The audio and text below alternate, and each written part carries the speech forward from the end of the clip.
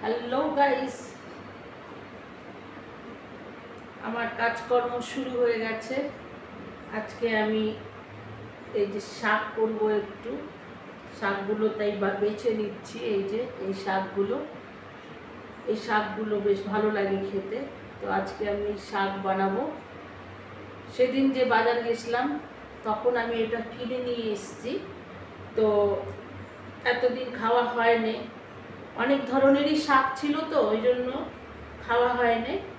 তো আজকে এটাকে আমি আর অন্য অন্য শাক খাওয়া হয়েছে, এই শাকটা আছে।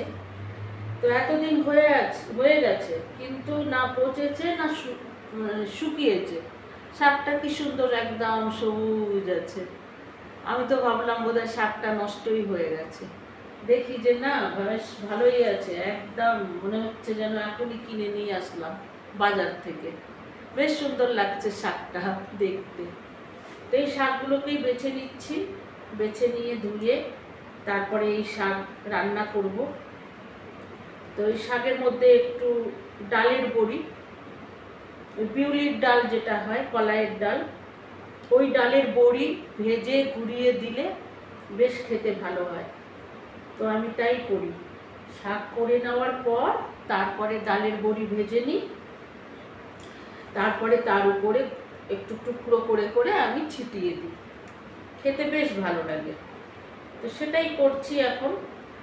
তো এখন শাকগুলো সব বেছে নিয়ে ধুয়ে তারপরে আমি বসাবো, আমি তোমাদের সাথে শেয়ার করব। তো বন্ধুরা, এই যে দেখো, আমি এখানে শাক ধুয়ে নিয়েছি, ধুয়ে কেটে বেছে ধুয়ে নিয়েছি। আর এখানে একটু পেঁয়াজ, রসুন, লঙ্কা কেটে নিয়েছি, ফোড়নে দিয়ে দেবো। আর এই যে বড়ি, এই বড়িগুলোকে ভেজে নেব। তারপরে শাক হলে শাকের মধ্যে গুঁড়িয়ে দেবো। তো সব আমার রেডি আছে, এবারে শুরু করব রান্না। তো সেটাই তোমাদের সাথে শেয়ার করছি, চলো। তো তেল গরম হয়ে গেছিলো, আমি বড়ি ভেজে উঠিয়ে দিয়েছি। এবার তাতে কালো জিরে ফোড়ন দিয়ে দেবো, দিয়ে কেটে রাখা পেঁয়াজ, রসুন, লঙ্কা এগুলো ফোড়নে দেবো, দিয়ে ভালো করে ভেজে তারপরে তাতে শাক অ্যাড করে দেবো। তো এখন একটু ভালো করে ভেজে নিচ্ছি পেঁয়াজ, রসুন, লঙ্কাকে। তারপরে শাক দিয়ে দিলাম, শাক দিয়ে তারপরে তাতে নুন দিয়ে দিয়েছি, নুন আর একটু হলুদ দিয়ে ভালো করে নাড়াচাড়া করে নিচ্ছি। তা এবার জল ছেড়ে গেছিলো, প্রায় শুকিয়ে গেছে। এবারে হালকা চিনি দেবো টেস্টের জন্য।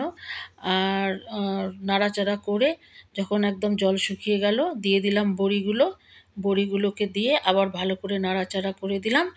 তো হয়ে গেল আমার শাক। দেখো, আমি শাক করে নিয়েছি বড়ি দিয়ে। তো তোমাদের সাথে সেটা শেয়ারও করলাম, তোমরাও একবার ট্রাই করো, খুব সুন্দর লাগবে খেতে। তো আজকের মতন এতটাই, আবার দেখা হবে অন্য ব্লগে। টাটা।